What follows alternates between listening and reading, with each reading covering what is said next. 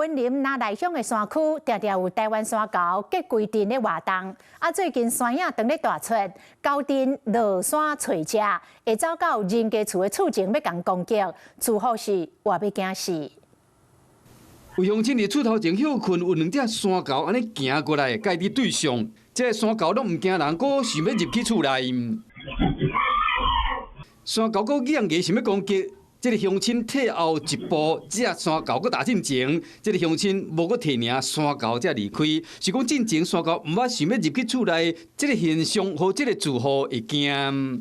阮大家嘛驚到要死。剛來攏無迄個有查，係啊，敢有查爾，安尼叫幾歲咧？哦，這支攏放喺門口咧哦。這個才提出來。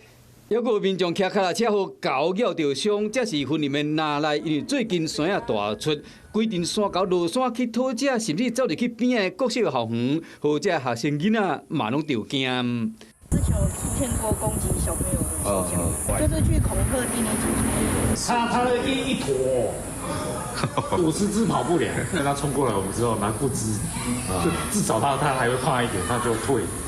猴有夠大陣，各地校園的教室、走廊、樓下擺設物，嚴重影響到環境衛生。以鞭炮或是以那一個空氣槍來做驅趕。如果說民眾真的有遇到這個部分，也可以聯絡我們縣府這邊，我們會派人去放置誘捕籠來實行抓捕。